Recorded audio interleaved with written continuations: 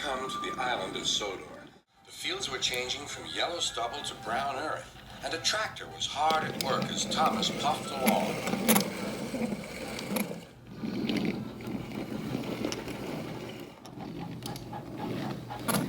Later, Thomas saw the tractor close by. "Hello," said the tractor. "I'm Terence. I'm plowing." "I'm Thomas. I'm pulling a train. What ugly wheels you've got." "They're not ugly. They're caterpillars," said Terence. "I can go anywhere. I don't need rails." "I don't want to go anywhere," said Thomas. "I like my rails, thank you." Winter came with dark clouds full of snow. "I don't like it," said Thomas's driver. "A heavy fall is coming. I hope it doesn't stop us." Said Thomas. "Soft stuff, nothing to it." And he puffed on, feeling cold but confident. They finished their journey safely, but by now the country was covered. "You'll need your snow-plow for the next journey, Thomas," said his driver. "Huh! Snow is silly, soft stuff. Won't stop me." The snowplow was heavy and uncomfortable and made Thomas cross. He shook it and he banged it, and when they got back, it was so damaged that the driver had to take it off. "You're a very naughty engine," he said to Thomas. Next morning, Thomas's driver and fireman came early and worked hard to mend the snowplow, but they couldn't make it fit. Thomas was pleased.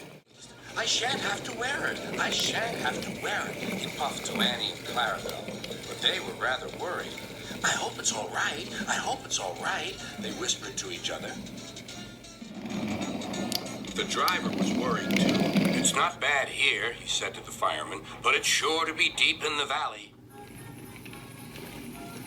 "Silly soft stuff," puffed Thomas. "I didn't need that stupid old thing yesterday, and I shan't today. Snow can't stop me." He rushed into a tunnel thinking how clever he was, but there was trouble ahead. "Oh, cinders and ashes," said Thomas. "I'm stuck." And he was. "Back, Thomas, back," said his driver. Thomas tried, but his wheels spun and he couldn't move. The conductor went back for help, while everyone else tried to dig the snow away.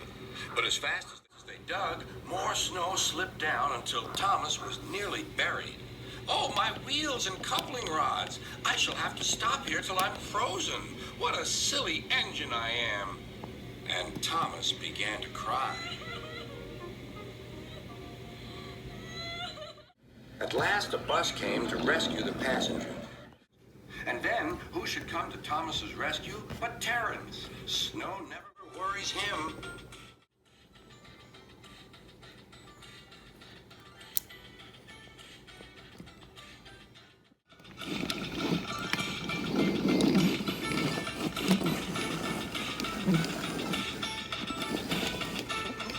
He pulled the empty coaches away, then came back for Thomas. Thomas's wheels were clear, but still spun when he tried to move. Terence tugged and slipped and tugged, and at last dragged Thomas clear of the snow, ready for the journey home.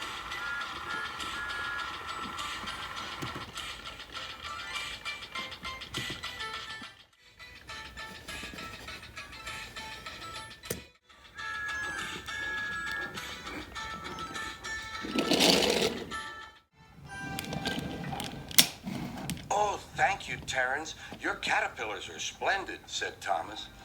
"I hope you'll be sensible now, Thomas," said his driver. "I'll try," said Thomas, and he puffed slowly away.